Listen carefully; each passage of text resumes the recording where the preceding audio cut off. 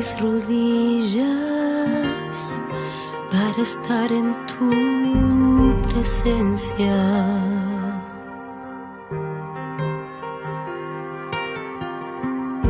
Tan solo quiero oír tu dulce voz, hablándome, guiándome.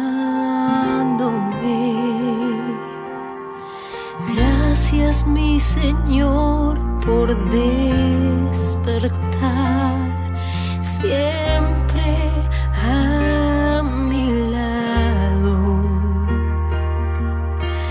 por creer en mí y aceptar mi humilde oración. Tu gracia me salvó, sin merecerlo me alcanzó.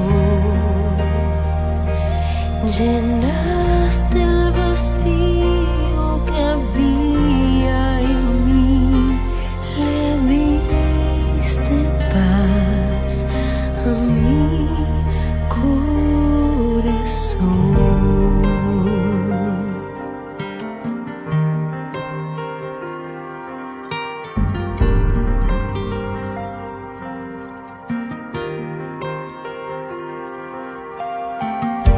Yo doblo mis rodillas para estar en tu presencia.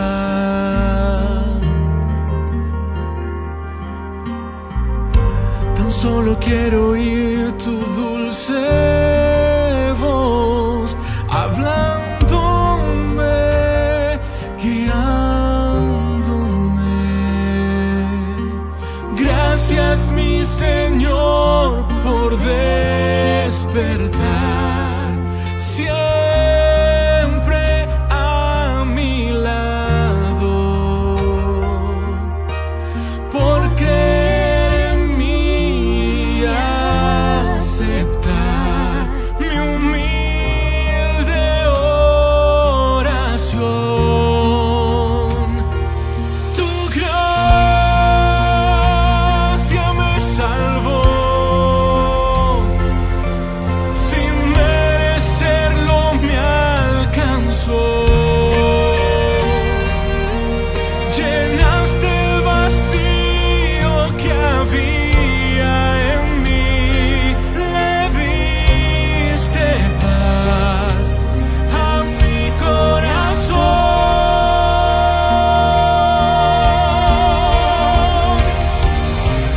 Sé que no merezco tu atención,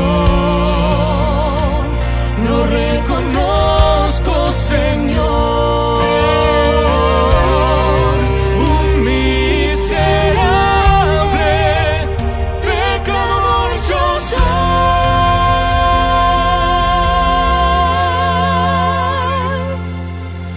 Tu gracia me salvó, sin merecerlo me alcanzó.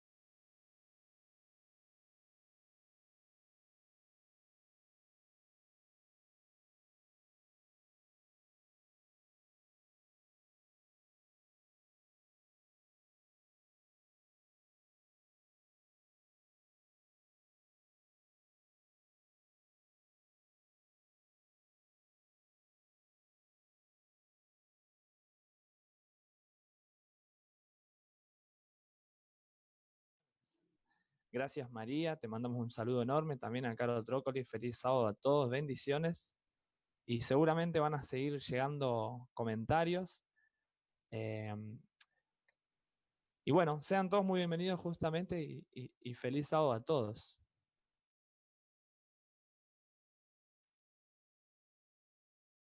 Bien, bueno, me habían dicho recién que no se escuchaba. Pedimos disculpa, vamos a repetir por las dudas que no se haya escuchado. Estuvimos leyendo algunos comentarios ahí de saludos de María Elisa, de Caro Trócoli, y ahí vemos que varias personas se están uniendo. Así que nada, esperemos que puedan disfrutar este hermoso momento, este programa, y que, bueno, todo lo que vayamos hablando, a medida que avancemos con el tema también, ya les voy a presentar a la persona que nos va a estar acompañando hoy. Y bueno, siéntanse libres también de poder interactuar. Ahí, justamente, como les dije al principio, está el link de Zoom para aquellos que quieran ingresar a la sala, pueden hacerlo y vamos a ir interactuando también a medida que vaya avanzando el tema. Ahora sí, les voy a presentar a un amigo que lo considero amigo, es un hermano para mí, la mayoría lo conoce, quizás de las personas que veo que están mirando el programa. Él es Ian Scuri, así que adelante Ian, si querés ir apareciendo por ahí, saludando a la gente. Él nos va a estar dirigiendo esta tarde con el tema y bueno, el tiempo es todo tuyo. Muy bien, ¿cómo andan todos?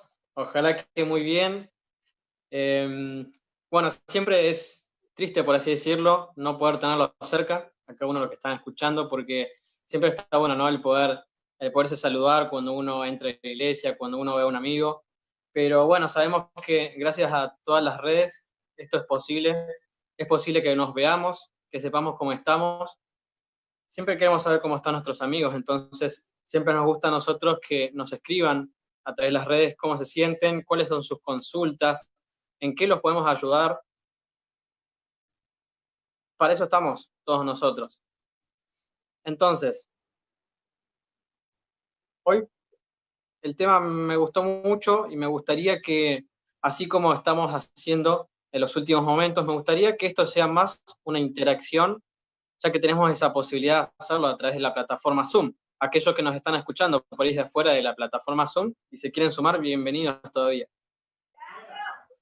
Vamos a ir, a pesar del tema principal, vamos a ir estudiando cada uno de los versículos a los cuales vamos a ir abordando. Entonces nos gustaría que entre todos podamos ir aprendiendo qué nos dicen esos versículos para nosotros, qué nos dice el Espíritu Santo a través de esos versículos, y que vamos a entender cuál es el tema que hoy Dios nos trae para nosotros.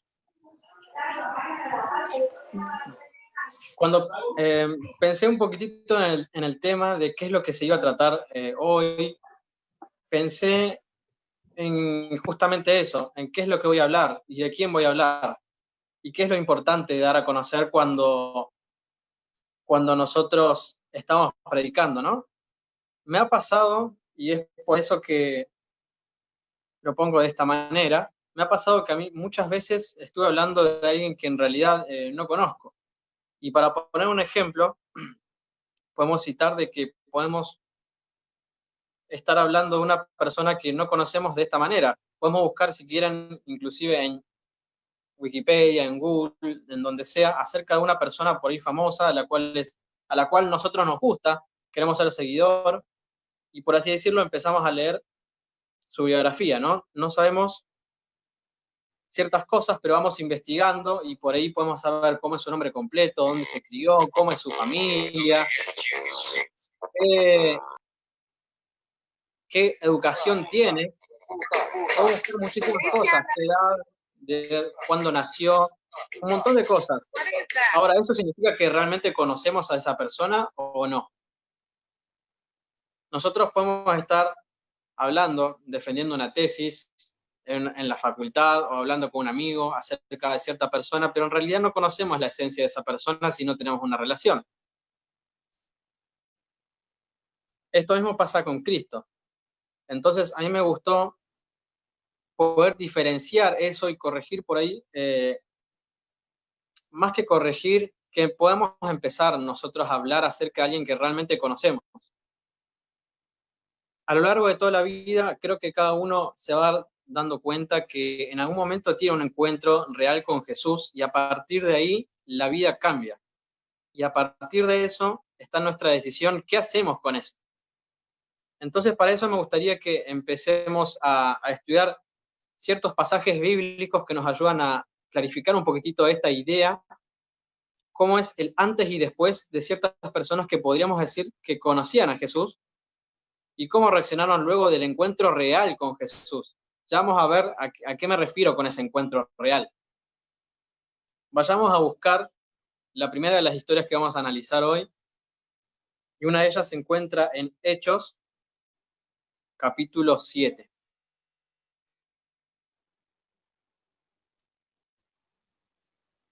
Hechos, capítulo 7, versículo 57. Antes de leer, y como vamos a hacer un estudio en conjunto, vamos a pedir que entonces el Espíritu Santo nos pueda dirigir, para que podamos entender correctamente lo que nosotros leemos, ya que de otra manera sería una interpretación nuestra, y no queremos que así sea, ¿sí? Vamos a inclinar nuestros rostros para orar. Padre nuestro que estás en los cielos, santificado sea tu nombre.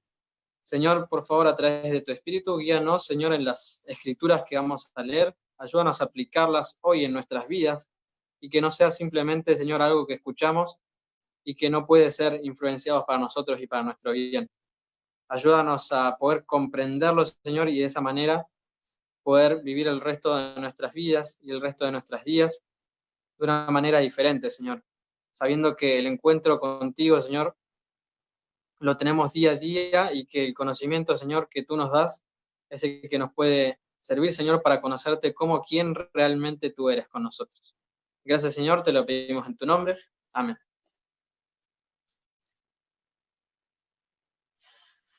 Vamos a leer entonces Hechos 7, 57, para estudiar un poquitito el contexto de esta persona, qué es lo que hacía antes. Le voy a pedir, si quieren, Lucas o Franco, que me puedan acompañar en el estudio de este versículo. Hechos 7. Hechos 7, 57 al 60. Leo.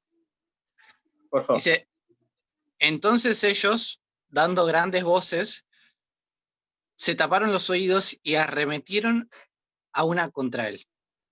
Y echándole fuera de la ciudad, le apedrearon, y los testigos pusieron sus ropas a los pies de un joven que se llamaba Saulo. Y apedreaban a Esteban mientras él invocaba y decía, Señor Jesús, recibe mi espíritu. Y puesto de rodillas clamó a gran voz, Señor, no le tomes en cuenta este pecado. Y habido dicho esto, durmió. Perfecto. Bien, en estos versículos lo que encontramos es la siguiente situación. Esteban, que era uno de los discípulos de Dios, digamos, había tenido una cierta revelación y lo acusaban de blasfemia.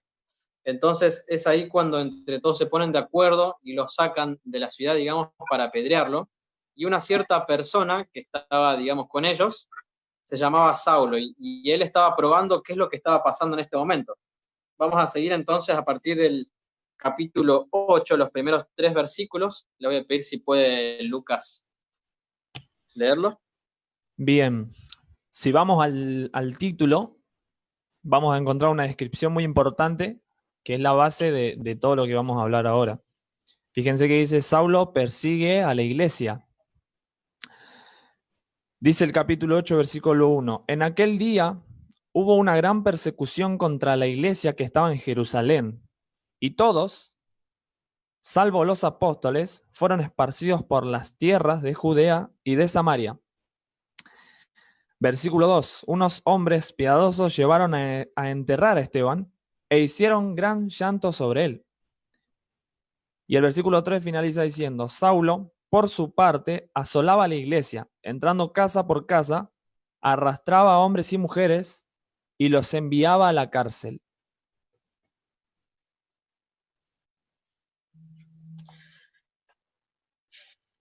Perfecto. A lo que puede llegar un mal entendimiento. Exactamente. Acá lo que estamos viendo entonces es que después de que pasa esto con Esteban, es como que estalla todo. ¿No es así? Entonces Saulo tiene la potestad de perseguir al pueblo de Dios en ese momento. quiero comentarles un segundito lo que estuve leyendo en este libro que se llama Los Embajadores, que es de Elena de White, la escritora, acerca del libro que se llama Hechos de los Apóstoles.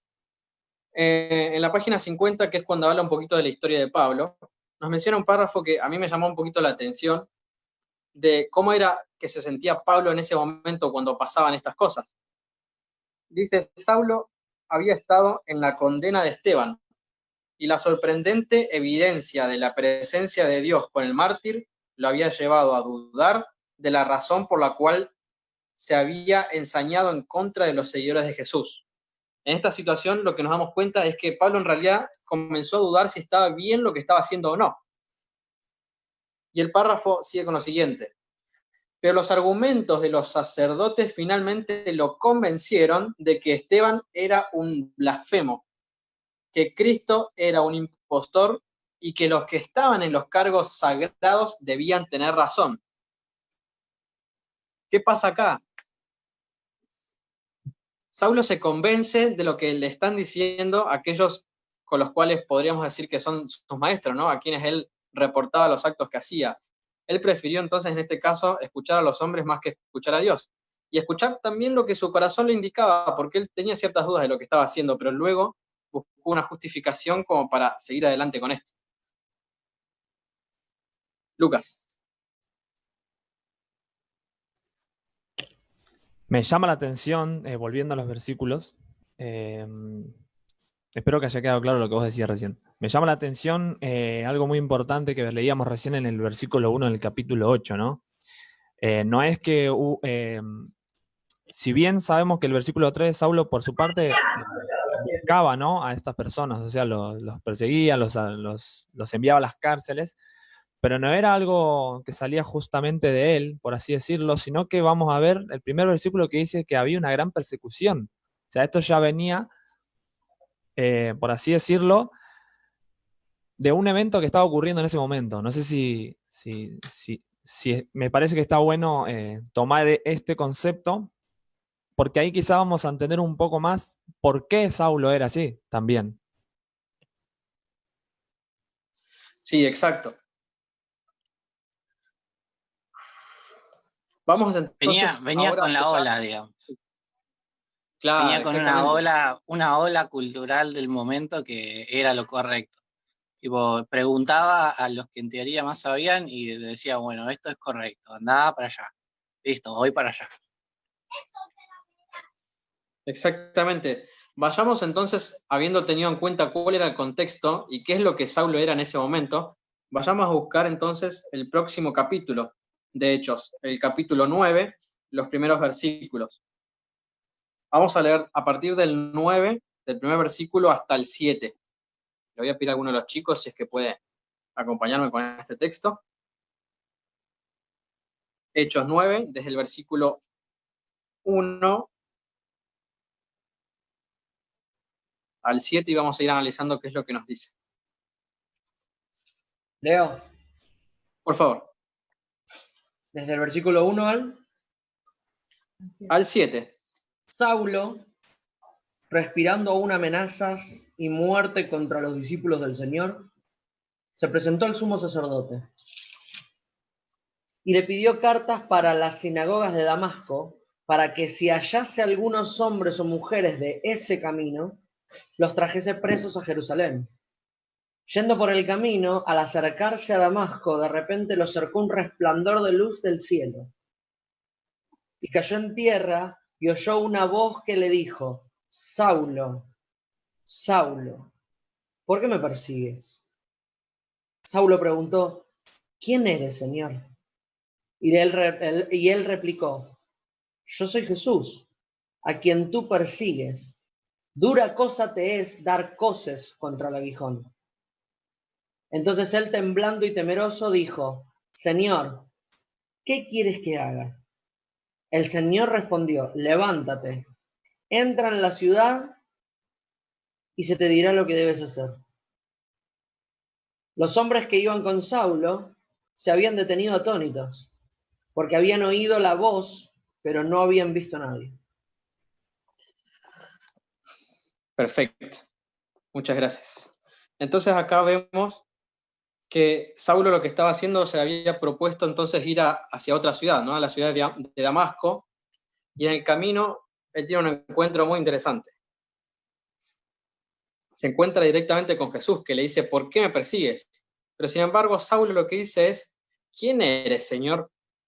Si nos ponemos a pensar, Saulo era una persona que había sido criado por Gamaliel, digamos, uno de los principales maestros de la época, había sido instruido, tenía muchísimo conocimiento, era como un doctor, por así decirlo, de la época, que conocía todo acerca de lo que estaba haciendo, ¿no? Él estaba plenamente convencido de lo que él hacía y creía con todo su corazón de que estaban en lo correcto a quienes él perseguía. Pero sin embargo, él dice, ¿quién eres, Señor? Cuando le dice, Saulo, Saulo, ¿por qué me persigues? Y ahí Jesús le dice, yo soy Jesús, a quien tú persigues. Dura cosa te es dar coces contra el aguijón. Es impresionante como de un versículo a otro en Hechos, en el primer encuentro que vemos cuando Pablo habla acerca de este encuentro, es que Saulo pasa de quién eres Señor a Señor, ¿qué quieres que yo haga? Fue un encuentro tan increíble que Saulo pasó de no saber con quién estaba hablando a decir ahora, ¿qué es lo que querés que yo haga? Yo me pongo a pensar en ese momento que Saulo pasó de yo tengo mi misión en este mundo y es esto, y con todo mi corazón yo voy a pelear por esto para seguir de acá en adelante hasta cumplir mi objetivo. Y se le aparece Jesús en ese camino, en el medio de su misión, que seguramente habrá estado, creo que él sentía pasión por lo que hacía, ¿no? O sea, yo creo que está en un momento increíble, y le pasa esto y dice, y ahora, o sea, todo por lo que yo creí o pensé, en todo lo que yo me había instruido, ¿qué hago ahora? Y ahí es donde le dice el Señor, Señor, ¿qué quieres que yo haga? Lucas. Sí, resaltar un comentario que tenemos acá en Zoom, para los que estamos acá y bueno, los que están en Facebook, obviamente no lo van a ver, por eso se los compartimos. Saludo a César, de paso, bienvenido. Un comentario muy interesante que viene de parte de él justamente que dice, él reconoció, hablando de Saulo, él reconoció que la voz era del Señor, pero no sabía de qué Señor. Reconoció la autoridad de esa voz. Justamente me llama mucho la atención o me hace pensar que en ese momento Saulo habrá dicho, wow, esa voz, no hay otra voz como esa. Esta persona que me está hablando, esta voz que escucho tiene que ser algo sumamente importante. Yo no puedo escribir obviamente cómo es la voz de Dios, ¿no? Pero justamente como la describe acá César, ¿no? Como mencionabas vos. No sé si querés comentar algo después o ahora, sentite libre también. Pero esa voz que tiene autoridad justamente, creo que también le habrá llamado mucho la atención y eso también hizo justamente, como decías vos, Ian, que le termine preguntando después de hacerse la pregunta al mismo de quién eres, a decir, bueno, ¿qué querés que haga? ¿No? ¿Qué hago? Decime. Bueno, justamente en el versículo 7 es como que nos da un poquito una pista más de esto, porque la versión que leyó Johnny me gustó y me gustaría que vuelva a leer ese versículo. ¿Cuál? El versículo 7 del capítulo 9. El versículo 7. Ahí está, dice, los hombres que iban con Saulo se habían detenido atónitos, porque habían oído la voz, pero no habían visto a nadie. Exactamente. Acá lo que, inclusive otra versión he leído también, y es como que las personas que estaban con Saulo habían visto y escuchado, pero sin embargo no sabían quién era. Entonces, ¿cómo es que Saulo pregunta quién es, pero sin embargo él ya reconocía de quién estaba viniendo y a diferencia de las otras personas es como que había una diferencia? Pablo tenía un conocimiento diferente a las personas que venían con él. Vayamos para complementar este estudio entonces a Hechos, capítulo 26.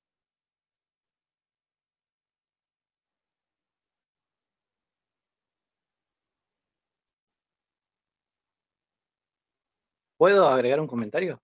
Sí, por supuesto.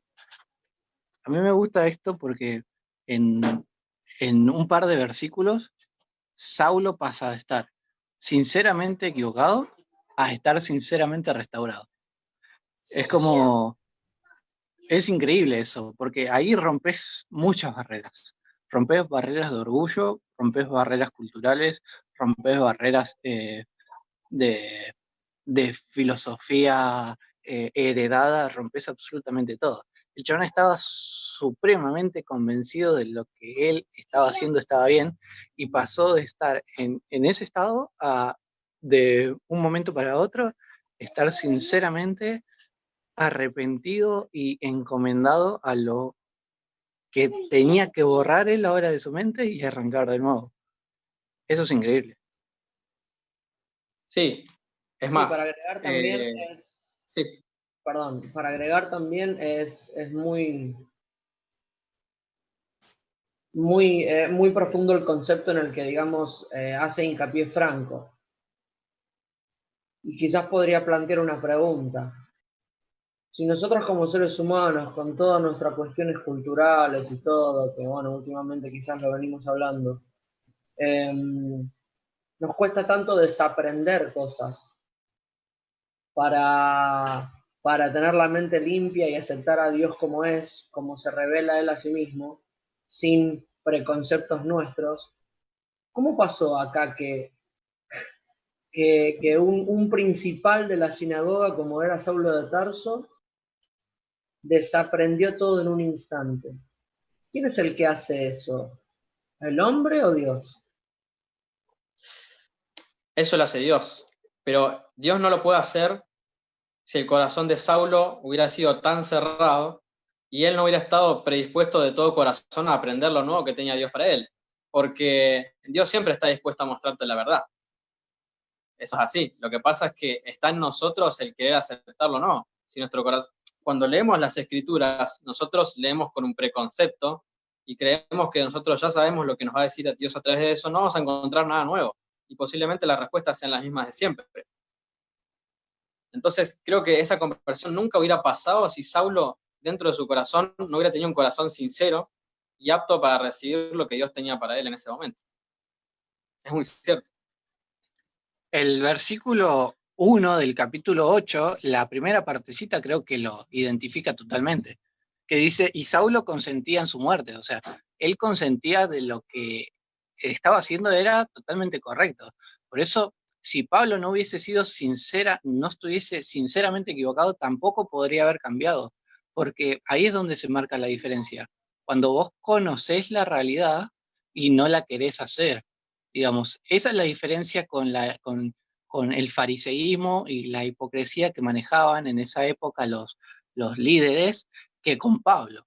Pablo no era en sí un fariseo que conocía las cosas que tenía que hacer bien. No, él creía que estaba haciendo las cosas bien. No era que él simplemente iba por otro camino, sabía lo correcto, pero iba por acá. No, por eso es la gran reforma, digamos. Es lo que podrían haber llegado a ser otros grandes principales de esa época, pero ellos no estaban sinceramente decididos o sinceramente equivocados, sino que estaban equivocados, pero conscientemente. Sí, por favor, Samuel.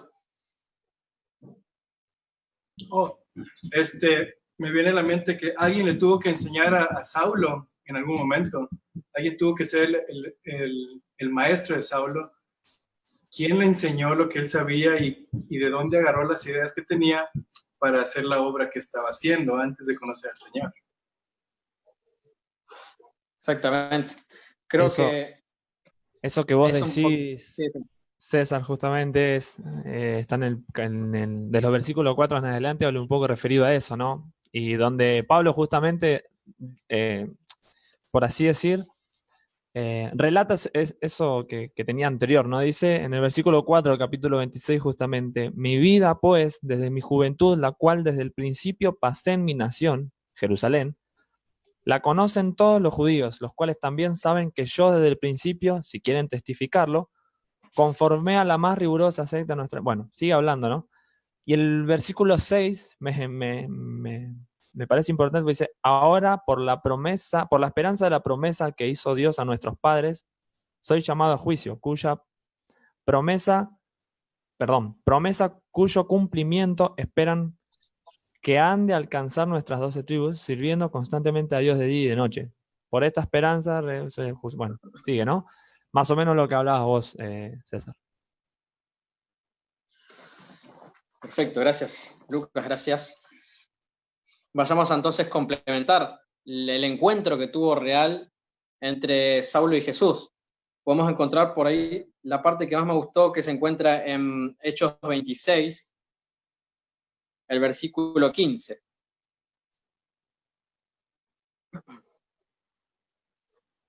Vamos a leer en conjunto lo que nos va diciendo. Acá, para ponernos en contexto, estaba Pablo hablando ante Agripa, ¿no? Como era un juicio que estaba teniendo en ese momento, y Pablo da a conocer por qué es que cambia toda su forma de ser y su misión que estaba cumpliendo, ¿no? Entonces, ahí cuando Pablo está hablando específicamente de lo que le dijo Jesús en ese encuentro, él dice, yo entonces dije, ¿quién eres, Señor? Y el Señor dijo, yo soy Jesús, a quien tú persigues, pero levántate y ponte sobre tus pies, porque para esto he aparecido a ti, para ponerte por ministro y testigo de las cosas que has visto, y de aquellas que me apareceré a ti, o sea, de las que van a aparecer en el futuro, librándote de tu pueblo y de los gentiles, a quienes ahora te envío, para que abras sus ojos, para que se conviertan de las tinieblas a la luz y de la potestad de Satanás a Dios, para que reciban por la fe que es en mí perdón de pecados y herencia entre los santificados.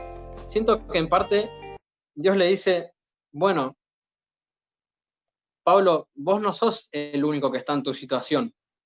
Hay otros más que están en la misma situación tuya y que necesitan que a través de tu testimonio y todo lo que vos estás viendo, lo que viste ahora y lo que vas a ver en el futuro, ellos también lo tienen que conocer. Así que ahora yo te mando a ellos a que vos puedas expresar este conocimiento que ahora tenés de mí. Antes tal vez me conocías, pero ahora en realidad este es el camino que vos tenés que seguir. Este es el camino verdadero y correcto. Hay una pregunta que se me viene a la mente, que nunca lo pensé, pero lo pienso ahora. Pablo era conocido ¿por qué? Porque era el predicador ¿de quién? De los gentiles, ¿no? Él iba a predicar a los gentiles. Ahora, Pablo, habiendo tenido la vida que tuvo, ¿no hubiese sido mucho mejor ir a predicarle a los fariseos? ¿No? Que de eso más o menos, de eso más que lo predicaba Juan o Pedro o esa rama, ¿no? Es interesante por qué Dios lo manda a los gentiles. No tengo una respuesta correcta. Simplemente es una pregunta que se me vino a la mente y capaz con esto también ejemplificamos un poco del programa. Ustedes pueden preguntar, no hay problema con eso. Pero sí me parece interesante por qué va a predicar a los gentiles y no concretamente al lugar donde más o mejor se mueve, ¿no? Bajo. Antes que nada, quiero leerles acá un comentario que tenemos en Facebook de María, que ella dice, Saulo estaba sinceramente equivocado, por eso Dios lo llamó porque vio su corazón. Nosotros sabemos que justamente en Samuel, Dios dice justamente eso, que Dios ve, no ve lo que nosotros vemos, digamos lo externo, sino Él ve en nuestro corazón. Y también respondiendo, o relacionando un poco así a la vez con lo que estabas diciendo vos, Fran, yo creo que Dios siempre utiliza todo, y en este caso Dios utiliza el conocimiento que tenía Pablo y su cultura, toda su sabiduría, como lo usó con Moisés, porque ustedes vieron cómo hizo Dios con Moisés. O sea, el decreto que tenía Dios dio vuelta a todo y él termina siendo criado en un palacio con los mejores estudios, y eso fue lo que lo ayudó a él en un montón de cosas luego para dirigir a su pueblo. O sea, es una vuelta de rosca impresionante. Y acá veo lo mismo, o sea, acá veo que Dios utiliza todo ese conocimiento que tuvo Pablo durante todos esos años y simplemente le corrige el camino como diciendo, mira, quizás estabas entendiendo esto mal, Y ahí con todo lo que él sabía, él estaba preparado para estar parado ante quien sea. No sé, eso es lo que me parece. Hay en el planteo de María José, con respecto a la pregunta de Fran, creo que hay una característica que falta. Había muchos sabios en Israel. Había muchos que, si es por la sabiduría intelectual, o si es por la información sobre Dios, información intelectual, Dios podría haber mandado a cualquiera a los gentiles.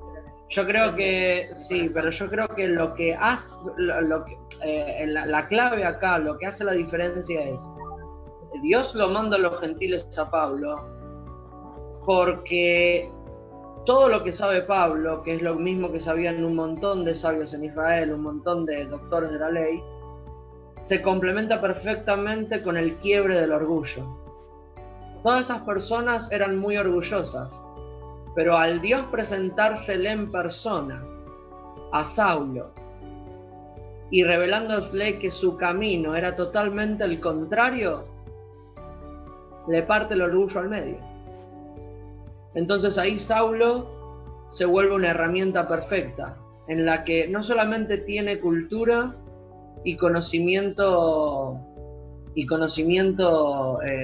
intelectual, sino que también tiene la humildad necesaria como para poder empatizar con los gentiles y decir, yo fui un asesino, yo fui un torturador, y Dios mismo se encargó de hacer lo que vos estás viendo ahora. O sea que si lo hizo conmigo, ciertamente lo puedo hacer con vos. Creo que ese testimonio es infalible. Por eso me parece que Pablo es enviado a los gentiles. Claro, es más, tengamos en cuenta que en un momento Pablo se encuentra con Pedro y tiene una conversación en la cual es como que Pedro, por así decirlo, estaba queriendo, o sea, no quería demostrarse débil, por así decirlo, con los mismos judíos. Entonces vemos que por ahí el trato de Pablo es mucho más correcto con respecto a los gentiles, ¿no? Aramis, ¿tenías algo que decirnos, puede ser? ¿Se escucha? Sí. Bienvenido. Ahí está, ¿se escucha? Conectar los auriculares y ni se escucha. Quería comentarles cómo veo yo un poquito a Pablo. No sé si es así o si no es así, pero yo veo a Pablo como el tipo 10. O sea, el tipo que nunca... El tipo era un apasionado en lo que hacía y toda su vida había sido Dios. Y de repente confrontarse con una idea totalmente distinta del Dios que él conocía y de todo lo que había aprendido, era como algo, no sé, terrible para él. Yo creo que todos en algún momento tenemos que pasar por eso, de confrontarnos con la realidad de lo que es Dios y que no es para nada lo que nosotros aprendimos. Y a mí me encanta la parte que Jesús lo va a buscar. Y me quedo con eso. Buenísimo. Sí, yo, para poner por ahí un ejemplo, a mí me gusta poner ejemplos de cosas que a mí me gustan un poco, y a mí me gusta mucho el tenis. Me gusta, no es que lo he jugado muy seguido, pero me encanta el tenis. Y el ejemplo del tenis para mí ha tenido muchísimas conclusiones cristianas en la vida. Y una de esas que encuentro aplicadas aquí es como que podemos poner un ejemplo de un tenista que se prepara toda su vida para llegar a ser número 1. Y sin embargo llega alguien y te dice, no, ¿sabes qué? Hoy tenés que venir a un programa de cocina porque desde hoy en adelante vas a tener que ser el mejor chef. Y es como que te pega tan fuerte y vos decís, pero pará, yo me preparé toda la vida para algo que no es. O sea, yo creí que era esto y ahora nada que ver esto con lo que me está diciendo. Entonces, primero que nada está el encuentro y segundo es, y ahora en más, ¿qué es lo que hago? Porque si no tengo un ahora en más que hago, es como que está todo destruido y yo no sé para qué estoy. Entonces ahí es cuando viene también en cuenta lo que es el propósito en la vida, ¿no? Algo parecido se planteó en su momento, en el Nuevo Testamento aparecen muchas partes de la Biblia, inclusive en los Evangelios, pasa con el joven rico, pasa con Pedro, pasa con los discípulos. el joven rico en su momento también es como que estaba siguiendo toda una línea perfecta, por así decirlo, hasta que tiene un encuentro real con Jesús y dice, y ahí es cuando Jesús le muestra quién es realmente y a quién él le estaba sirviendo. Y entonces una vez que tiene ese encuentro, a diferencia de Pablo, él decide seguir su vida anterior, y es como retomar lo anterior que estaba. Ahora, hay una historia que nos ayuda a ponernos por ahí un poquito más en realidad acerca de esto, y me gustaría que vayamos al libro de Job, que para mí es una de mis preferidas.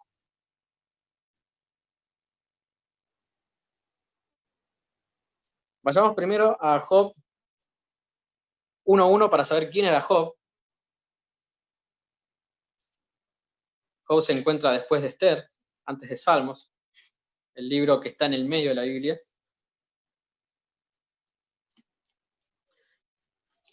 En Job 1:1, si alguno de los chicos quiere acompañarme a leer el 1:1 y luego el 1:8 para que veamos las diferencias, Leo. las similitudes. Por favor. Leo ambos. Dice, el versículo 1. Hubo en tierra de Uz un varón llamado Job, y este era perfecto y recto, temeroso de Dios y apartado del mal. 4 características. Y el 8 dice, y Jehová dijo a Satanás, ¿no has considerado a mi siervo Job? Que no hay como él en la tierra, varón perfecto y recto, temeroso de Dios y apartado del mal. Nuevamente las 4 características. Perfecto. Si nos ponemos a ver en el versículo 1, se habla de cómo era Job. Y en el versículo 8, se habla de las mismas características de Job, pero sin embargo, las está diciendo Dios en este momento. Dios le está respondiendo a Satanás. Como para ponernos en contexto, hay un encuentro entre Dios y Satanás en el cielo. Esto sí pasa en el Antiguo Testamento, antes de que venga Cristo, muchísimo tiempo antes inclusive de los israelitas. Habían tenido un encuentro, entonces Satanás le empieza a replicar cosas a Dios, le dice, la verdad que estuve ahí por la tierra, andando por ahí, y la verdad, todos son cualquier cosa, andan en cualquiera, y en un momento Dios le dice, si ha considerado a su siervo Job. Ahí es cuando le saca en cara que hay una persona que tiene estas características. ¿Vos te diste cuenta de esta persona? ¿La observaste? Y cuando, alguien se puso a pensar cómo nos describiría a Dios a nosotros hoy en día.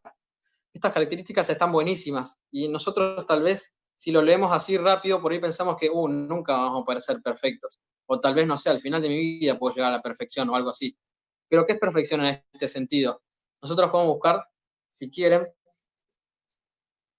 en Mateo 5, cuando están las bienaventuranzas.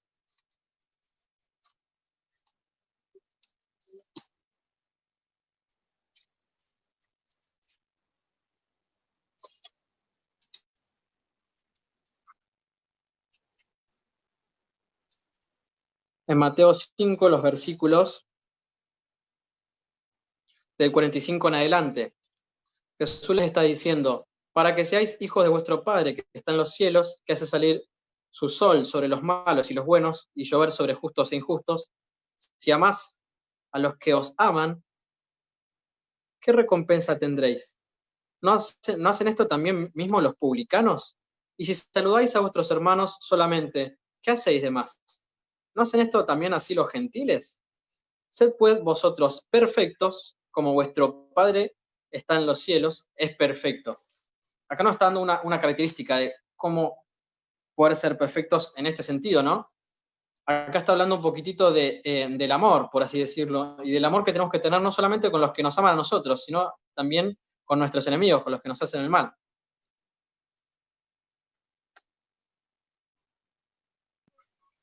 Hay un concepto también de, perdón que Sí. te interrumpo, amigo, Sí. hay un concepto también de perfección que entiendo acerca de la Biblia, que es el concepto de la meta.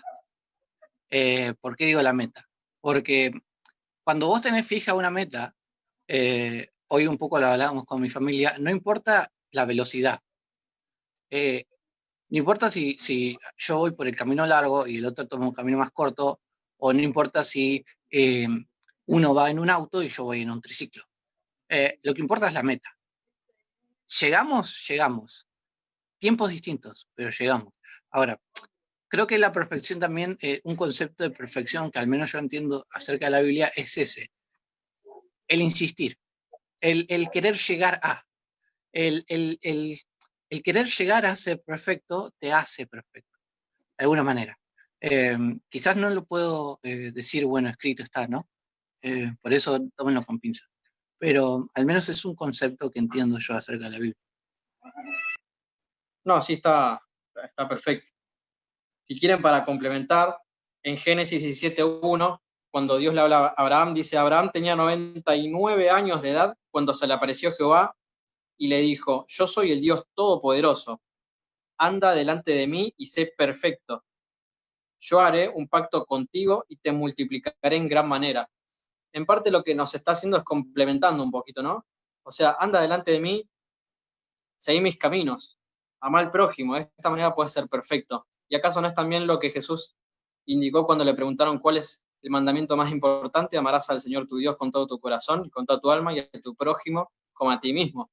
En parte también es cumplir la ley de esa manera como Dios lo pedía. Entonces vemos en Job una persona increíble, por así decirlo. Pero sin embargo, bueno, para resumir un poquito la historia de Job, por ahí, para el que tal vez no la conoce muy a fondo, Job era una persona muy rica, muy importante y sobre todo con las características que estamos viendo acá, ¿verdad? Después más adelante le pasan ciertas desgracias, por así decirlo, no a causa de Dios, sino a causa de Satanás, porque en un momento Satanás le dice, claro, pero Job te sigue porque vos le das todo.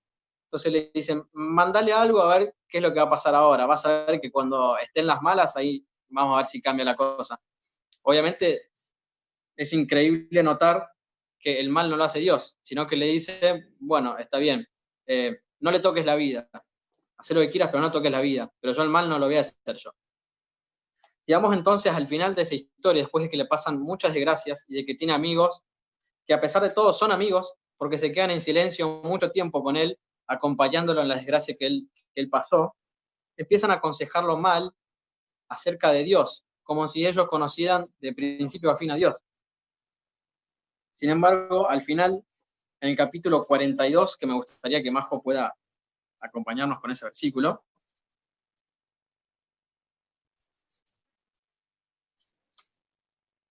luego de que Dios se le manifiesta a Job y le muestra cómo realmente es a través de un torbellino, algo increíble también, Job le responde de esta manera.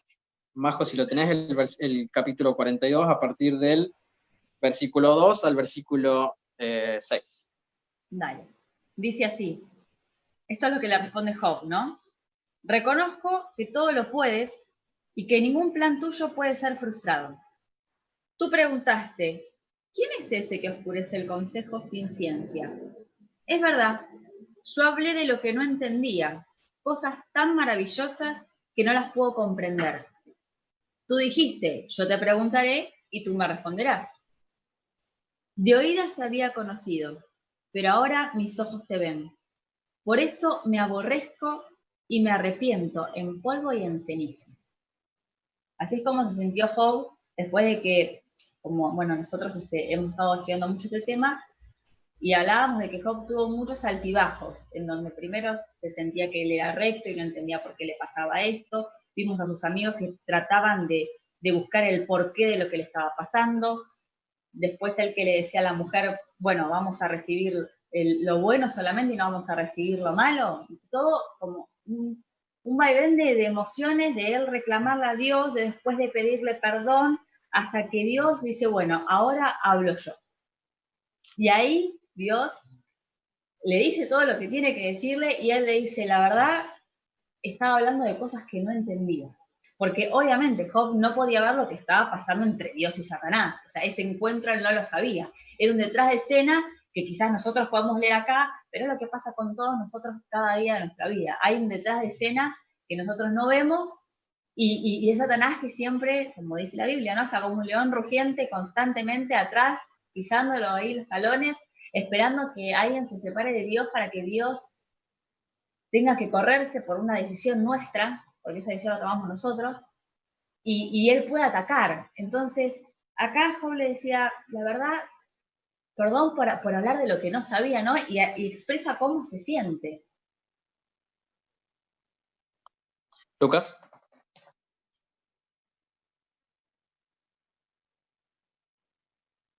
¿El audio de Lucas? No se escucha. Perdón.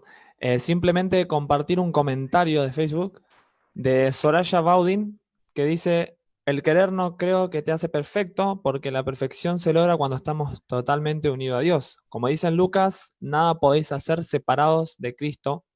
Bueno, y pide perdón por su humilde opinión. Bueno, es válido lo que decís, y gracias, Soraya, por compartirnos tu opinión. Aquellos que quieran compartir, incluso acá en Zoom también, siéntanse libres, levantando la mano, obviamente, de forma ordenada. Creo que es válido, justamente, personalmente creo que es válido. Quizás, no sé si se llegó a entender a qué apuntaba lo que decíamos con el tema de qué es la perfección. No sé, Ian, si querés aclarar un poquito más, o Franco, si tenés algo ahí que puedas aportar con respecto al comentario de Soraya. Sí, más que nada, con lo que comentó Franco y así como lo que comenté yo, la perfección no es no cometer errores. Es un error creer que la perfección es no cometer errores. Obviamente que la perfección se obtiene así, de esa manera como nos comentaba Soraya, y de esta manera, no teniendo a Dios en primer lugar. Es justamente lo que le indica a Abraham, y lo mismo que le indica en el Sermón del Monte, en el que leímos en Mateo 5, ¿no? Pero no sé si Franco quería acotar algo más de eso. Sí, agregando lo que dice la hermana Soraya, me parece muy, muy correcto lo que dice. Quisiera compararlo con otra situación. Cuando la Biblia nos presenta a nosotros como santos, ¿no? Vosotros sois santos, nación santa, nación sumo sacerdotal, etcétera, etcétera, etcétera. Literalmente la Biblia te presenta a vos, que estás mirando, y a todos los que están acá en Zoom, como personas santas. Sinceramente, ¿alguno se siente santo? Yo para nada. Pero la Biblia me pone el nombre de santo, pero no como para santificarme, ni no como para creerme que no tengo más nada que aprender, ni nada de eso, sino porque estoy en camino de santificación. Hay una famosa reflexión que tenemos en la iglesia adventista, que el cristiano, por así decirlo correcto, está constantemente en el camino de santificación. Va santificándose su vida, va aprendiendo, va creciendo, va continuando, va caminando, se cae, se levanta. Yo creo que esas cosas son las que te hace santo. No porque lo seas, sino porque tu meta está en llegar a serlo. Y la misma Biblia lo dice. Creo que, volviendo un poquito al tema de Job, hoy habíamos hablado un poco en un sermón personal que tenemos con los chicos, pero ahora me ayuda a entender un poco más ahora nuevamente que lo escuché.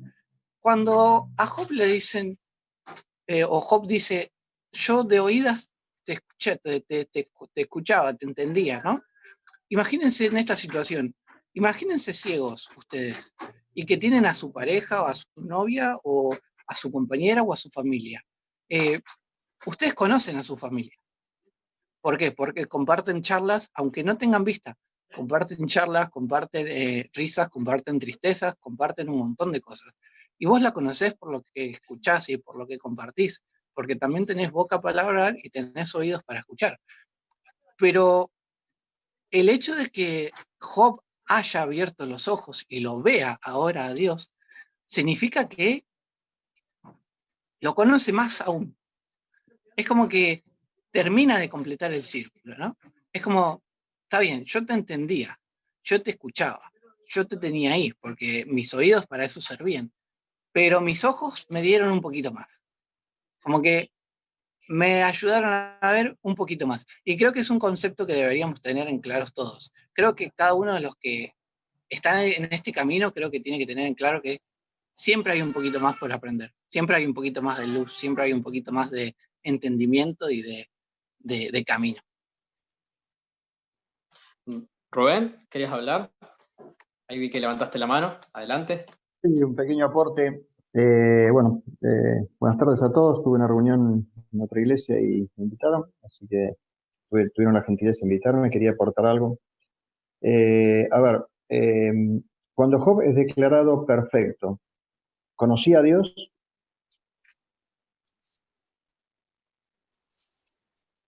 O sea, ¿era impecable? O sea, ¿no cometía actos de pecado? Primero. Después, Génesis 17:1. Anda delante de mí o camina delante de mí y sé perfecto. Abraham terminaba de ayudar a Dios con Agar. O sea, que terminaba de hacer un plan paralelo al que Dios le había dicho. Había invalidado en cierta forma la promesa de Dios. Y de repente Dios le dice, camina delante de mí y sé perfecto. ¿Qué pasa? Entonces, los términos de perfección, santidad, no son un fin en sí mismo. No tenemos que perseguir la perfección ni es una carrera para ser perfectos en el término humano, porque no hay justo ni a un uno y no vamos a llegar nunca a ser perfectos en términos de no pecar, porque tenemos una naturaleza pecaminosa. Siempre vamos a errar. En términos de ser perfectos y de ser santos, implica una relación, no un objetivo en cuanto a mi vida, sino una relación con aquel que me hace perfecto, pero no me hace perfecto por lo que yo soy, me hace perfecto por lo que Él es. La perfección y la santidad están fuera de nosotros, están en Jesús. ¿Quién es santo, el único santo? Jesús. Entonces, aunque nosotros no seamos perfectos, que no lo somos y no lo vamos a hacer, podemos ser salvados no por lo que somos, sino por cómo nos considera Dios, cómo nos ve Dios. Dios nos ve en Cristo. Al que ve Dios, si nosotros aceptamos a Cristo, al que mira a Dios, no es a nosotros, porque nosotros somos pecadores redimidos, gracias a Dios, por esa elección que hacemos de Jesús. Jesús es nuestro sustituto, Jesús es la perfección al 100%. Entonces, Dios cuando nos salva, no nos ve a nosotros, nos ve a Jesús. Lo que tenemos que hacer nosotros es aceptar esa sustitución que hace Jesús. Entonces, perdemos de vista nuestra perfección por nosotros mismos, por lo que nosotros hacemos. La perfección en términos humanos es una perfección, les diría que hasta cierto punto católica, ¿no? ¿Por qué? Porque el catolicismo establece que uno para ser salvado tiene que perfeccionarse y ser santo. Santo en términos de que de no pecar. De no pecar. Nosotros somos pecadores. ¿Cómo nos salvamos? Nos salvamos por relación. No nos salvamos por lo que hacemos. Nos salvamos por la relación que tenemos justamente con Jesús. Ese es el punto principal. Por eso decimos siempre y consensuamos que la salvación es relación. No importa en qué nivel de perfección vos te creas que estás. Si es un 1, es un 2, un 3 o un 10 o lo que fuera. Mientras vos te acerques a Dios y aceptes a Cristo en tu vida, Él va a obrar en vos una vida de amistad con Él que te hace salvo. Independientemente de que si vos hayas pecado o no hayas pecado, hagas esto, hagas lo otro. De paso, Dios no te pide que dejes de pecar. Ojo, Dios no te pide que dejes de pecar. Dios te pide que te acerques a Él, que a través de una relación con Él va a cambiar tu vida. Entonces, eso es el Evangelio. El Evangelio es una buena nueva, no es una buena mala de que yo tengo que hacer una cantidad de cosas, tengo que hacer una cantidad de cursos, tengo que someterme a un montón de normas, tengo que someterme a un montón de reglas que me establecen un cambio de conducta. No, lo que es el Evangelio son las buenas nuevas de que Dios me cambia el corazón. Y por añadidura, mi conducta va a ser la resultante de esa relación que yo tenga con Dios. Amós 3:3 dice, caminarán dos juntos si no estuvieran de acuerdo. O sea que yo tengo que ponerme de acuerdo con Dios para caminar con Él. No caminar ni adelante de Jesús ni atrás de Jesús. Porque cuando yo camino delante de Jesús, hago mis propios planes.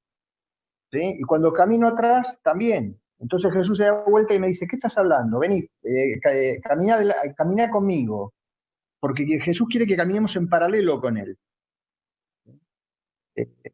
Hay muchas cosas de que hablar en base a la perfección, pero básicamente la perfección es relación.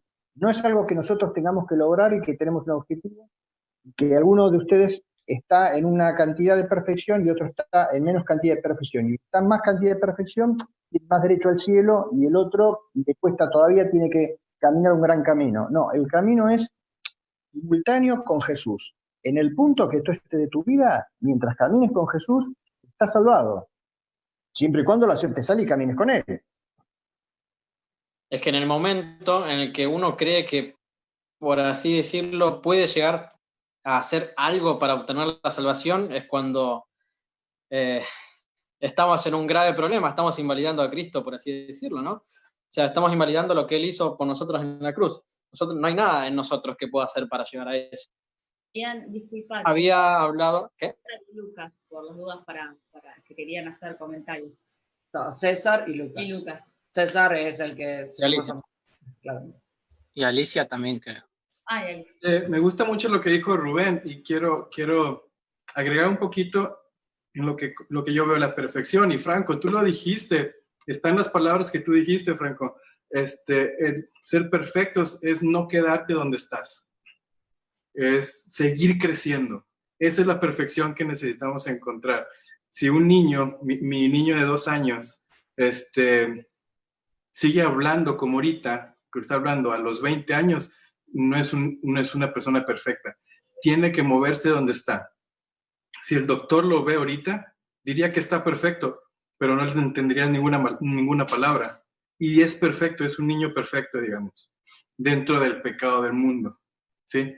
Dentro de que ahorita se quebró un brazo, digamos, tiene un enyesado su bracito.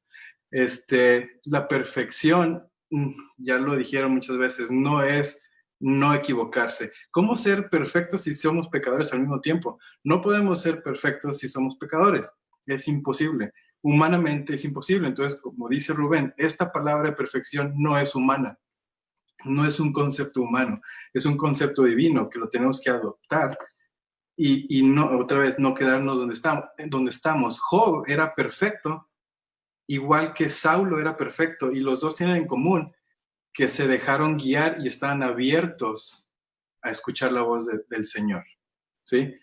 Rubén preguntaba, ¿Job conocía a Dios? Yo digo que sí y no al mismo tiempo, porque al final del capítulo, si te das cuenta, él va creciendo en sabiduría y dice, antes sabía esto, ahora sé esto. Por eso es que era perfecto.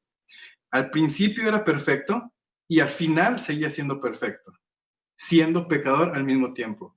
Ahora, ¿qué es la santidad? La santidad, yo creo, no sé si, cómo decirlo, pero Franco, tú eres santo ya, aunque seas pecador. ¿Por qué eres santo? Porque eres diferente. Eso es lo que significa santidad. Eres diferente, eres apartado. Ser santo es ser apartado. Y si tú crees que Dios te ha apartado a ti, tú eres santo. ¿Por qué el sábado es santo? No porque realmente Él esté ahí, porque Él está en todos los días, pero porque Él separó ese día para fue otro tipo de creación, ¿sí? Y lo llamó santo. Entonces, la santidad simplemente es ser apartado del resto, digamos. Un día séptimo es santo porque no es igual a los demás. Tú puedes ser santo cuando no eres igual que los demás. Saulo fue santo porque se dejó llevar y fue diferente a los demás. No sé si me doy a entender o si me explico, pero la santidad no es un estar sentado y estar como con la aureola y ser como un angelito. Eso no es ser santidad. El ser santo es estar, ya se dijo, Rubén, es caminar con Dios. Él es estar separado con Dios. Y claro que no nos vamos a sentir santos porque seguimos siendo pecadores, pero en esa pecaminosidad somos diferentes, somos separados por Él, no por mí. Él nos separó ya. Él nos llamó a su luz admirable. Somos santos y somos perfectos, pero igual no son palabras humanas, son palabras de Dios y tenemos que entenderlas, tenemos que tener fe en ellas. Y es más, el que santifica es Dios. Entonces ahí está lo importante en dejarnos llevar por Él. Lucas está hablando. Nosotros, claro. Claro. Es el que nos santifica. El que santificó el sábado es Dios, no nosotros. Hay que tener fe, dice, yo tengo mucha fe. Tu fe no es nada. Es la fe de Jesús en la que tenemos que tener fe, digamos. La fe de Jesús es la que nos salva. Mi fe se convierte en obras. La fe de Jesús es la que me salva a mí y la que me separa del resto. Lucas, tenías para decir. Sí. Quizá considerar el comentario de Rubén con respecto a lo que veníamos diciendo, ¿no? Y en parte también con lo de César. Justo un comentario acá de Facebook, nuevamente de Soraya, me llamó algo la atención de algo que dijo a lo último, que es al principio y a lo último. Dice, lo santo es separado para Dios. Y al final termina diciendo, es nuestra decisión ser de Dios. Me quedo con estas dos cosas. ¿Por qué? Considero, por lo menos personalmente, por lo que entiendo, a mi entender, es como veníamos diciendo, ¿no? Ser santo es algo apartado, algo especial que Dios tiene para con vos, ¿no? No recuerdo el versículo ahora, sé que hay un versículo, si alguno se acuerda, además de saber que está el versículo, lo escuché muchas veces. No nosotros personalmente, nosotros los que estamos acá, sino uno ya al aceptar a Dios, ya empieza ese proceso de ser perfecto, ¿sí? Ya es como que uno ya es perfecto al aceptar a Dios, porque Dios al morir por nosotros, no solo es la salvación lo que incluye, sino es un montón de cosas que parte desde esa base, ¿no? Y algo que me gustaría compartir, un pensamiento personal que viene con todo esto es, justamente con todos los comentarios que veníamos teniendo, es el versículo sobre la roca, ¿no? Sobre la base de lo que está formado tu vida personal, ¿no? Si yo tengo a Dios como base, si la base, esa roca que yo tengo es Dios, automáticamente empiezo ese proceso de perfección y esa conexión con Dios, que es la misma conexión que tuvo Jesús para con Dios. Jesús, de hecho, quiere que nosotros hagamos lo mismo, ¿no? Por algo Él dejó el ejemplo acá. Él mismo nos dice en su palabra, para que así como yo tengo la misma conexión con mi Padre, ustedes también la tengan, algo así dice, parafraseando, ¿no? Entonces, más que nada por ese lado. Sí, quizás resaltar un comentario que no me quedó ahí bien claro, que yo al menos les comparto mi pensamiento, ¿no? Lo que creo. Con respecto, no sé si dijo Rubén, no me acuerdo quién lo dijo, de si bien somos pecadores y vamos a pecar por naturaleza, ¿no? Va a llegar un momento, al menos a mi entender, si alguno tiene la respuesta a eso, estaría bueno, o algo que quiera aportar a lo que yo digo. Es, por así decirlo, no sabría cómo explicarlo en simples palabras. Bueno, les cuento mi pensamiento con esto. Es, a ver, quiero que se entienda bien lo que voy a decir. Voy a buscar el versículo mejor que estoy leyendo y después, una vez que lo tenga, lo voy a compartir con ustedes. Pero básicamente el pensamiento que yo tengo es ese, ¿no? Uno cuando construye esa base de su vida en Dios, automáticamente todo eso pasa a ser por consecuencia del amor propio de Dios, ¿sí? Porque no se olviden que nosotros podemos amar gracias a que Dios nos amó primero. Johnny.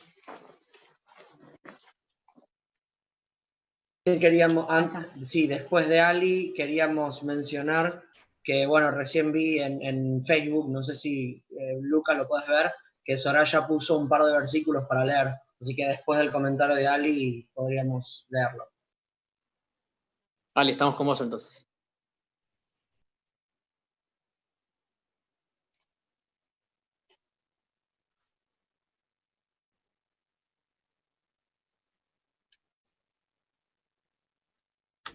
Bien, Ali, no quería comentar nada, lo que sí hay un versículo que ahí me lo compartió justamente, que es Primera de Juan 3:9, que dice que es hijo de Dios no peca.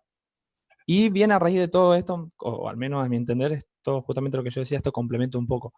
Cuando uno elige ser de Dios, o va a llegar un momento, gracias Ali por compartírmelo, va a llegar un momento que en el final de los tiempos eso va a pasar de alguna manera, o sea... ¿Saben que ustedes hablan cagadas? Son unos hijos que de sean puta. Yo me salvos, voy, hijos de remil va a putas, llegar un cabrones momento de que, mierda. Cállate no, vos, barba, hijo de por así puta. decirlo, no, el pueblo de Dios no va a pecar, ¿sí? Si se entiende, o sea, el pueblo que realmente va a ser el pueblo verdadero de Dios no va a tener oportunidad de pecar, porque si no, o sea, fíjense que Dios es claro al decir, al cielo, o sea, no va a entrar nadie que eh, tenga pecado encima, ¿no? No sé si se entiende, quizás se malentiende lo que quiero decir. Me gustaría buscar el versículo puntualmente. Sí, decilo. O sea, digamos, volver a desarrollarlo. Bien. Ian, no sé si te parece si avanzamos o vuelvo a resaltar. Creo que quedó claro igual lo que quería decir. Sí, yo creo que sí. Más que nada, en lo que vemos en estas dos historias, para hacer un paralelismo, es que en sí hay dos personas que, por así decirlo, conocían a Cristo, siendo que uno estaba en el camino incorrecto y otro en el correcto, por así decirlo, ¿no? Así como bien remarcó César, Job era perfecto en ese momento, Dios mismo lo describe, y aún así al final continuó siendo perfecto, se perfeccionó aún más, tuvo un conocimiento mayor de Jesús a partir de ese encuentro que tuvo en un torbellino, fue un encuentro increíble. Pónganse a pensar que Dios aparezca así en un torbellino, ¿no? Entonces, generalmente a lo largo de toda nuestra vida, Dios nos va a manifestar de diferentes formas a nosotros. Nosotros debemos entonces permitirle, a través de ese corazón sincero con el que tenía Pablo, poder aceptar lo que Él tiene para decirnos en cada momento. En el momento en que nosotros no estemos dispuestos a eso, va a ser un problema. Cuando nosotros no leemos con un corazón sincero las Escrituras, o no nos dirigimos a Él con un corazón sincero, es muy complicado seguir la voluntad de Él. Esto tiene que ver mucho con el propósito que tiene para nuestras vidas. ¿Cómo podemos cumplir su propósito en mí si no vamos con un corazón sincero a seguirlo, ¿no? ¿Hay algún comentario más por ahí, Lucas? ¿Fran? Yo me iría a sumar. Sí, Aramis. Puede ser. Yo lo veo a Job perfecto en el sentido de que él tenía una fe perfecta porque estaba totalmente entregado a Dios. O sea, sin importar lo que a él le pasara, él estaba entregado a Dios. O sea, en ese sentido para mí es perfecto. Y yo creo que esa es la fe que nosotros tenemos que tener. Excelente. Yo opino igual. Majo. Me gustaría aclarar que Dios siempre, o sea, Dios ha dicho en la Biblia que, digamos, es acorde a lo que se nos reveló. Y Job fue fiel acorde a lo que a él se le había revelado, lo que él conocía de Dios. Después él se dio cuenta que lo que creía que conocía era ínfimo. Pero sin embargo, yo creo que esto que es perfecto porque él, a lo que se le había revelado de Dios, lo que él conocía, le era fiel. O sea, realmente creía que era así. Por eso él, pase lo que pase, él se seguía manteniendo, digamos, firme y fiel a Dios. Y cuando vio que en lo que conocía había un montón de cosas que él claramente no sabía y había hablado sin saber, encima se sintió mal, pero él es fiel a lo, repito, es fiel a lo que se le reveló, que creo que ese es el punto, ¿no? Y esto es aparte de perseverar en, bueno, si me caigo, me vuelvo a levantar y seguir con Dios, ¿no? De la mano de Dios en todo momento. Exacto.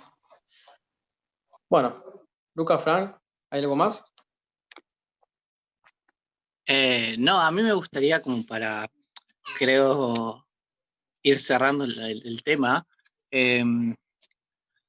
creo que caracterizarnos un poco con la vida de estos hombres. O sea, una vez analizada la vida de todas estas personas, tanto de Saúl, pasando a ser Pablo, Job, pasando a abrir sus ojos, el joven rico tomando decisiones que probablemente no sabemos en definitiva su destino, pero tuvo que tomar decisiones. Las mismas decisiones hoy debemos tomar nosotros.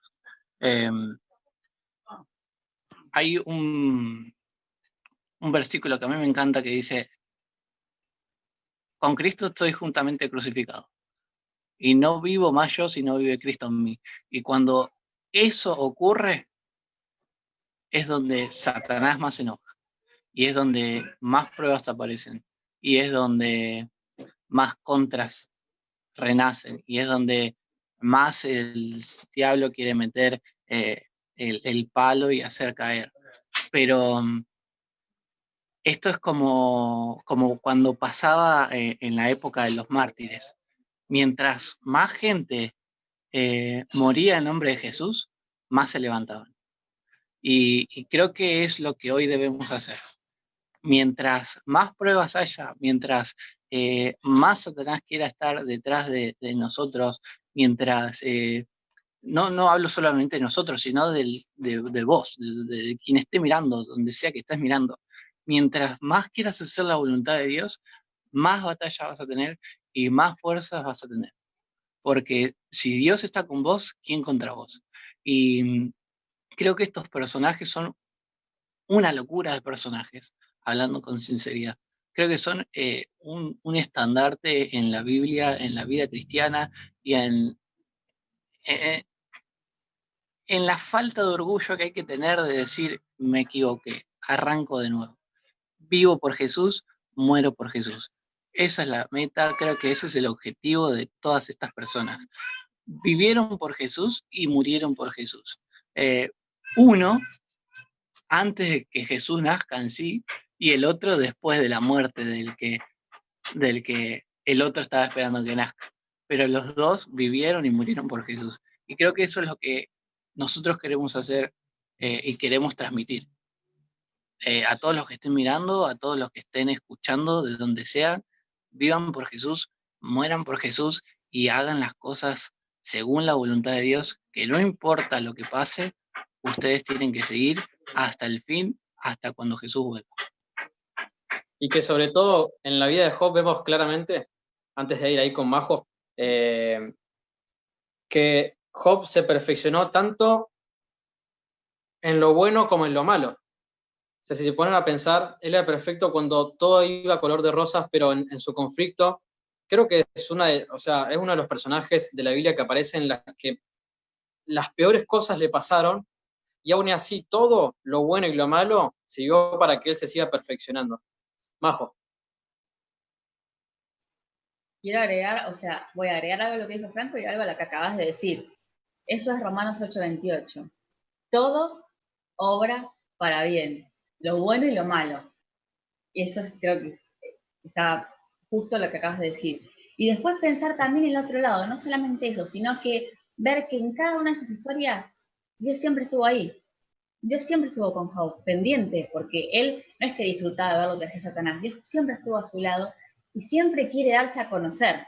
Él siempre está dispuesto a revelarse a nosotros y nunca es tarde, y creo que la vida de Saulo lo demuestra más que nadie, nunca es tarde para ir a él.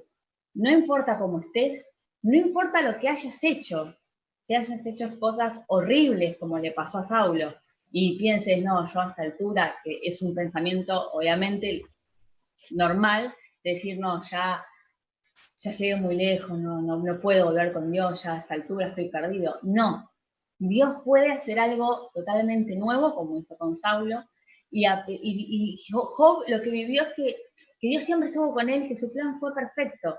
Entonces, Dios siempre está ahí, siempre se quiere revelar, siempre lo vamos a ver, si prestamos atención, siempre vamos a ver que Él en todo lo que pasa está tratando de darse a conocer y de que conozcamos quién realmente es, y que si teníamos una idea equivocada, quizás, Él está dispuesto a mostrarte cómo son las cosas, no hay problema, Así que creo que es como tuvo un gran mensaje al que cierra lo que decías vos, Fran.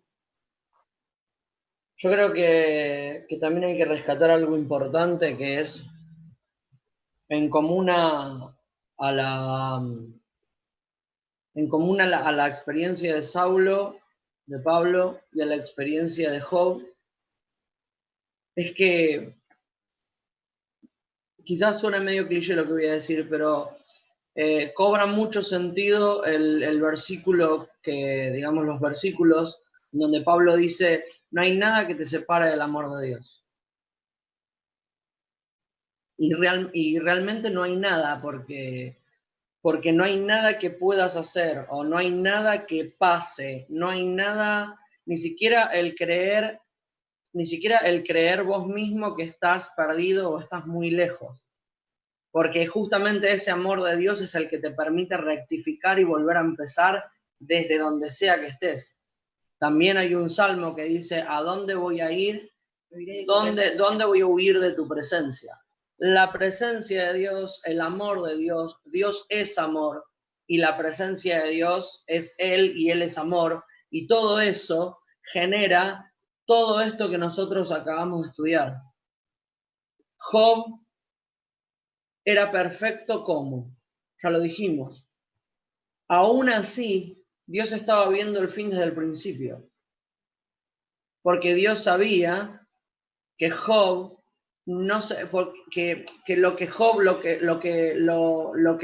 el tópico de la relación que Job tenía con Dios no era ni el conocimiento, ni lo que él sabía que tenía que hacer, ni nada, simplemente era una fe ciega. Inclusive nosotros podemos verlos en los primeros versículos cuando nosotros notamos que él le atribuye el mal a Dios, o implícita o explícitamente. Aún así, él era fiel igual. Aún si fuera así, aún si el mal vendría de Dios, entonces él era fiel igual, él lo quería igual a Dios. Pero como si esto fuera poco, después descubre que de Dios no viene el mal. Entonces, no solo fue un punto más, no solo fue un poco más de perfección, no solo fue un poco más de conocimiento, sino fue el conocimiento. Porque él ya estaba en un estado de fidelidad ya que permitía eso.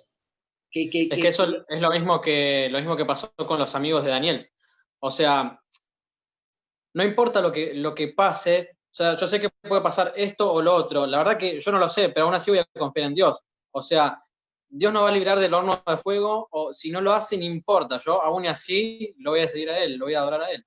Ese es el punto en común, Por eso, o sea, Pablo dice, ya que sea que vivamos o que muramos, del Señor somos. O sea, lo que quiere decir es que en realidad, al fin y al cabo, cuando uno realmente confía, es indistinto igual. O sea, y esa era la posición de Job. Era indistinto igual.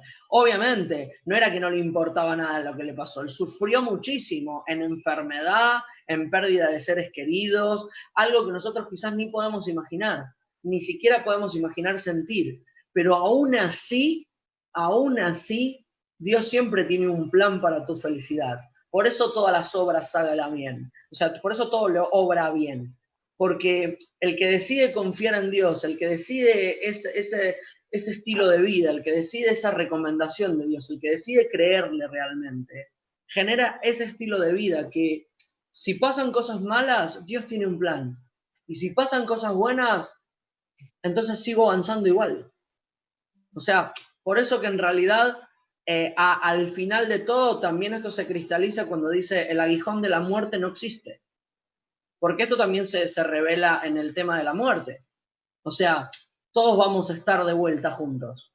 O sea, la muerte no tiene nada para dañarnos. Ese es el punto.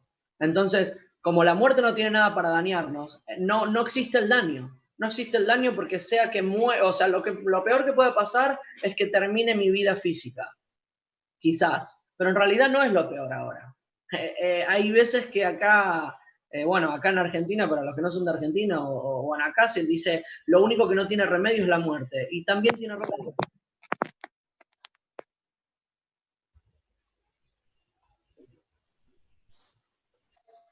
Perfecto. Lucas, te dejo.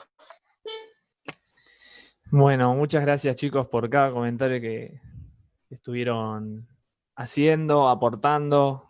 Personalmente le pedimos disculpas, ya sea textualmente como los expreso yo ahora por algunos incidentes que tuvimos durante el programa. Nos sentimos la verdad un poco tristes, pero bueno, le pedimos disculpas a ustedes que nos están mirando.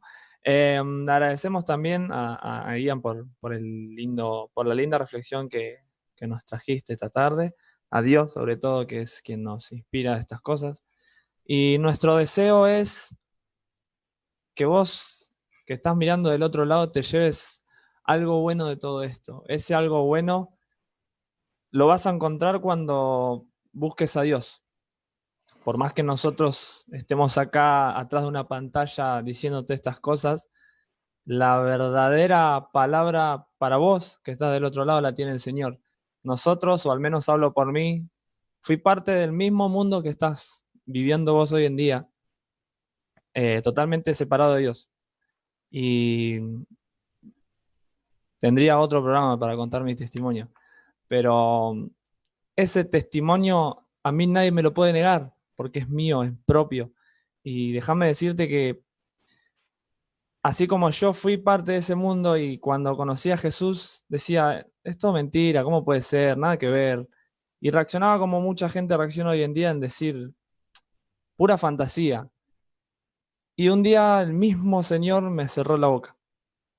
Y ese mismo Señor te puede cerrar la boca a vos, pero no porque es malo o porque te quiere decir, sabes que estás totalmente confundido, te voy a castigar. No, te va a decir, te amo porque Jesús te ama. Y ese amor que Jesús siente por vos es justamente el lema de nuestro programa. Ese amor es indescriptible. Y este mensaje nosotros te lo queremos transmitir justamente por eso. Porque para nosotros es importante que vos, no sé si sos chico, si sos grande, si sos anciano, no sé si sos católico, si fuiste adventista, si fuiste católico, si estás en cualquier lado aparte que estés, Jesús te ama. Y ese amor no tiene comparación con ningún otro amor que existe.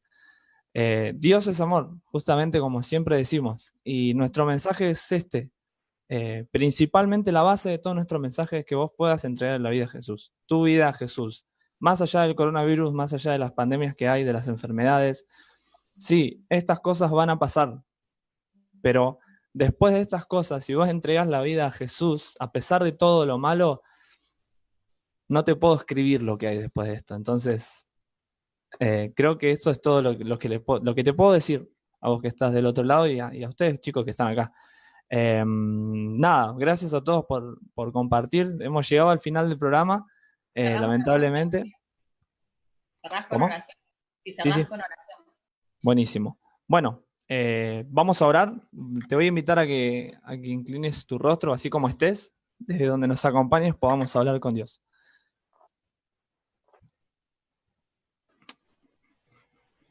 Querido Dios, que estás en los cielos, santificado, Señor, sea tu nombre. Gracias porque nos amas, gracias porque ese amor que tú nos das constantemente, incluso hasta cuando te damos la espalda, cuando no te reconocemos como Señor. Te damos gracias, Padre, porque constantemente, seamos como seamos, tengamos los problemas que tengamos, tú estás a nuestro lado, indiscutiblemente nos amas. Gracias, Señor, porque aún siendo pecadores, tú diste la vida por nosotros, sabiendo que muchas veces te íbamos a rechazar.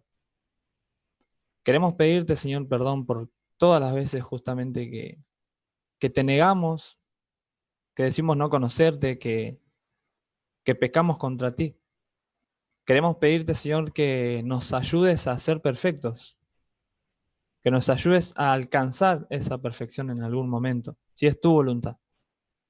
Queremos pedirte, Señor, que este mensaje que hoy has puesto en nuestra mente, que también podemos compartir con aquellas personas, Señor, que están del otro lado, que no conocemos, Señor, pero que tenemos en nuestro corazón el deseo de conocer, y no importa la clase de persona que sean, la clase de pecado que tengan, la clase de problemas que tengan. Tú sabes, Señor, que en nuestro corazón hay amor porque tú estás ahí. Y queremos pedirte, Señor, que en esta tarde, al comenzar la semana, finalizando este sábado, que tú te manifiestes en la vida de cada persona, de cada familia que está escuchando estas palabras, que salen de mi boca, pero que son tus palabras, Señor. Te pido, Dios, que podamos demostrar, Señor, el amor que Jesús tiene para con nosotros, para con el mundo. Ese amor que tú tienes con nosotros, Señor. Que podamos ser un reflejo de Jesús cada día, no solo nosotros, sino todas las personas, Señor. Todo el mundo merece escucharte. Y, Señor, especialmente te pedimos para que todos nuestros problemas, Señor, siempre podamos llevarlos a ti, Señor, para que tú soluciones siempre nuestros problemas internos, externos, Señor, personales, familiares y todo tipo de clase de problemas. Señor, nada merecemos, nada somos, pero somos algo o un poquito gracias a que vos nos salvaste, Señor, y para ti somos muy especiales, y gracias por eso. Queremos pedirte, Señor, ahora que nos proteja, que nos cuides, y que te quedes con nosotros en todo momento. Lo pedimos y lo agradecemos en el nombre de Jesús. Amén. Bien. Los esperamos el próximo sábado, a la misma hora, 18 horas, como todos los sábados venimos. De la misma manera, también aquellos que se quieran sumar, los animamos a que se puedan sumar para comentarios, para preguntas, para lo que necesiten. Acá vamos a estar para también incluso hasta poder ayudar a aquellos que necesiten ayuda. Así que te mandamos un saludo enorme al que estás del otro lado y bueno, que disfrutes este día que resta y bueno, bendiciones para vos, para tu familia y para aquellas personas que no están escuchando, pero que seguramente le vas a compartir este mensaje. Que Dios te bendiga, nos vemos el próximo sábado.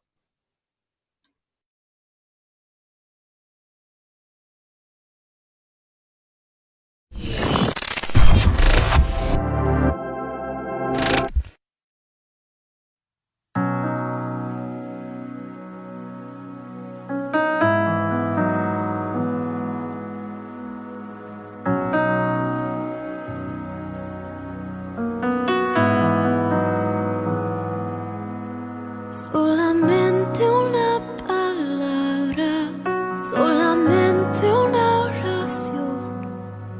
Cuando llegue a tu presencia, oh Señor, no me importa en qué lugar de la mesa me hagas sentar y el color de mi corona, si la llego a ganar. Solamente una palabra, si es que aún me queda voz, y si logro articular tu presencia. No te quiero hacer preguntas, solo una petición.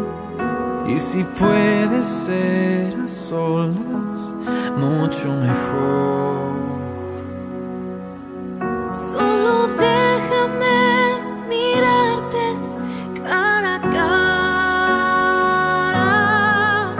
y perderme como un niño en tu mirada.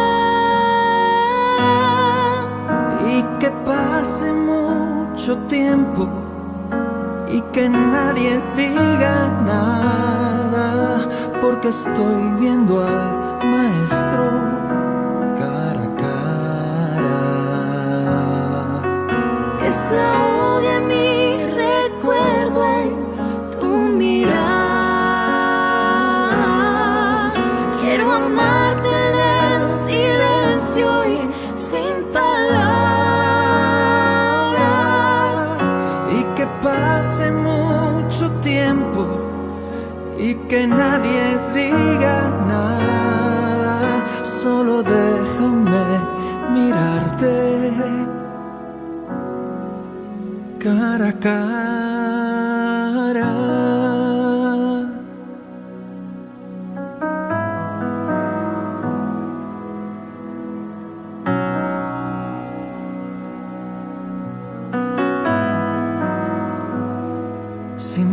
tesoros han perdido todo su valor. Y en este mundo ya no encuentro más satisfacción. Es porque he probado y he podido ver a Cristo Jesús.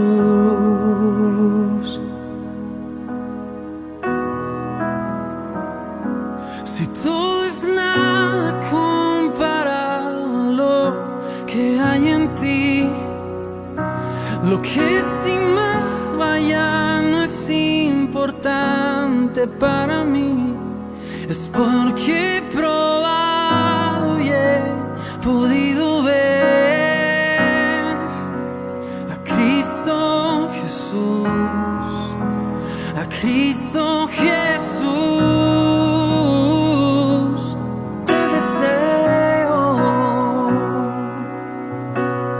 más que a la vida, te deseo más cada día, te deseo más todavía, Jesús.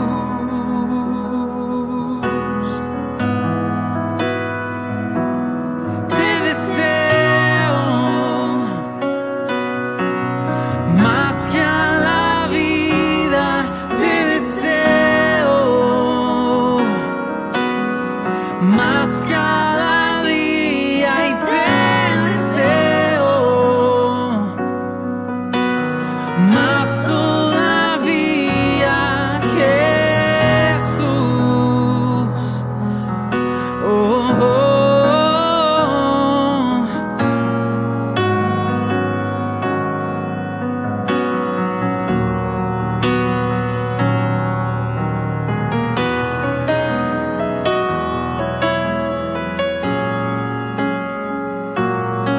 Cuánto deseo verte, Cara a cara quiero verte, Jesús.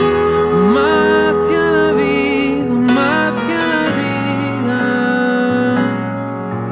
Cuánto deseo verte cara a cara. Oh, oh,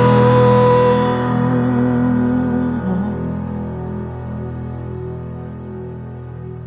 Cuando caiga ante tus plantas de rodillas, déjame llorar pegado a tus heridas, y que pase mucho tiempo y que nadie me lo impida.